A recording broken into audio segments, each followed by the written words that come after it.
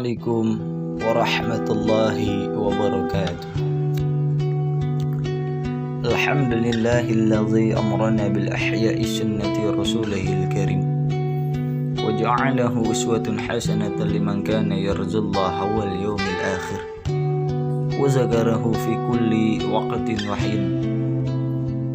Qala Allah ta'ala fil Qur'anil Karim, a'udzu billahi minasy syaithanir rajim, bismillahirrahmanirrahim.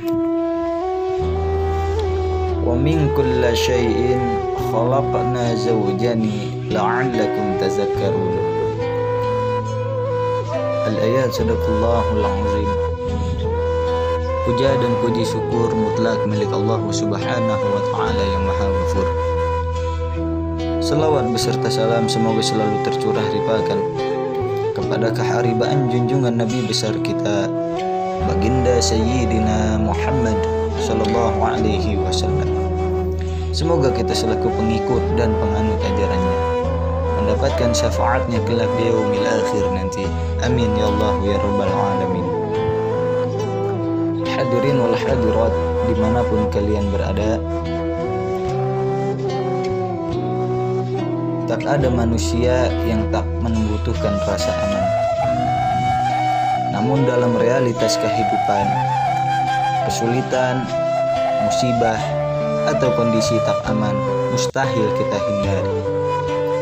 Manusia memang hidup dalam serba dua kemungkinan, siang dan malam, sehat dan sakit, hidup dan mati, aman dan tak aman, dan lain-lain sebagainya. Kata Allah Subhanahu wa taala di dalam Al-Qur'an surah Az-Zariyat ayat 51. Wa min kulli syai'in khalaqna zawjayn la'allakum tadhakkarun.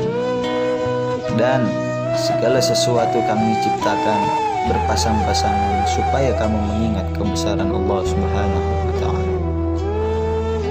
Di dalam tafsirnya Ibnu Jalalain yang dijelaskan, ayat tersebut bermakna bahwa penciptaan segala yang berpasang-pasangan adalah satu, yakni Allah Subhanahu wa taala. Maka sembahlah Allah. Yang dimaksud artinya di balik berpasang-pasangan, setiap kondisi tersebut ada zat tunggal yang perlu kita sadari. Siapakah dia? Yaitu Allah Subhanahu wa taala. Bersamaan dengan datangnya bulan suci Ramadan, dunia dan khususnya kita, negeri kita tercinta, Indonesia mengalami berbagai musibah. Mulai dari tanah longsor, angin besar, banjir, kecelakaan, dan yang sedang kita alami saat ini, yaitu wabah COVID-19 atau wabah virus corona. Yang perlu disikapi dari musibah ini adalah mengembalikan semuanya kepada Allah Subhanahu wa ta'ala. Bumi, langit, dan seisinya adalah milik Allah Subhanahu wa ta'ala.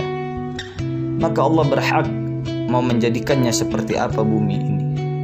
Bahkan seandainya seluruh diluluh lantakan, manusia tidak akan bisa berbuat apa-apa. Namun demikian, manusia juga harus bermuhasabah atau menintrospeksi diri kita sendiri. Apakah musibah yang ia terima merupakan bentuk ujian, peringatan, atau yang lain-lain, sehingga manusia lebih berhati-hati dalam menjaga amanah alam ini. Allah Subhanahu wa ta'ala telah berfirman di dalam Al-Quran surat Ar-Rum ayat 30, telah tampak kerusakan di darat dan di laut disebabkan karena perbuatan tangan manusia, supaya Allah merasakan kepada mereka sebahagiaan dari akibat perbuatan mereka, agar mereka kembali ke jalan yang Allah ridhai. Imam Jalaluddin dalam tafsir Jalalain menjelaskan lafal bima kasabat aydin nas, karena perbuatan tangan manusia, dengan arti minal ma'ashi, yang berarti karena maksiat. Artinya bahwa kerusakan di bumi ataupun di langit timbul karena ulah manusia itu sendiri. Persisnya sebab kemaksiatan yang mereka lakukan. Kemaksiatan di sini tentu bukan hanya berbentuk pelanggaran atas norma halal atau haram yang biasa kita dengar, seperti minuman keras, berjudi, zina, memakan uang riba, atau sejenisnya. Selain berkenaan dengan urusan privat, kemaksiatan juga bisa berupa dosa yang berkaitan dengan masyarakat dan lingkungannya. Segala bentuk perbuatan merusak alam adalah kemaksiatan, karena dengan merusak alam secara tidak langsung telah mengurangi keseimbangan alam, sehingga akan menyebabkan masalah pada hari ini dan masa-masa yang akan datang. Na'udzubillah summa wal 'iyadzu billahi min dzalik.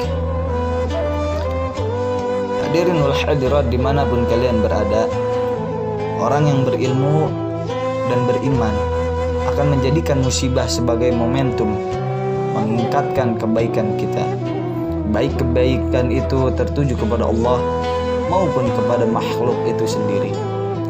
Rasulullah Shallallahu Alaihi Wasallam bersabda yang diriwayatkan oleh Imam Bukhari wal Muslim, barang siapa yang Allah kehendaki baginya kebaikan, maka Allah akan berikan musibah atau cobaan. Segala musibah yang menimpa menjadi alat untuk berzikir dan muhasabah diri, sehingga manusia dapat mengambil sisi positif, terutama dalam meningkatkan kualitas keimanan dan ketakwaan kepada Allah Subhanahu wa Ta'ala. Bukan sebaliknya, saling menghujat, saling menyalahkan antar sesama, rakyat dengan pemerintah, atasan dengan bawahannya, dan sebagainya. Namun benar-benar menjadikan musibah sebagai pembenahan diri, pembenahan lingkungan, agar tercipta kehidupan yang lebih baik, aman, dan tentram. Sebagaimana kisah Rabi'ah Al-Adawiyah yang selama ini hidupnya mengalami kesulitan demi kesulitan, dengan dasar iman maka diraihlah ahwal hub atau kecintaan kepada Allah yang tiada tara. Hal ini membuktikan bahwa di setiap musibah atau kesulitan ada kebaikan yang Allah selipkan di dalamnya. Hanya orang-orang yang sadar dan sabarlah yang akan meraih kebaikan tersebut. Dengan bahasa lain, musibah pun memicu mahabbah, rasa cinta. Selain dari kebaikan-kebaikan yang bersifat relatif, kesabaran dalam menerima musibah adalah cara Allah menghapus dosa-dosa kita. Maka dari itu jamaah sekalian, mari sama-sama kita bermuhasabah terhadap diri kita sendiri. Memohon ampun di bulan suci Ramadan ini. Perbanyak amal di bulan suci Ramadan ini. Perbanyak bersedekah, beramal saleh untuk bekal kita kelak di akhirat dan juga di masa depan kehidupan di dunia kita. Hadanallahu wa iyyakum ajma'in. Wal afu minkum summa assalamu alaikum warahmatullahi wabarakatuh.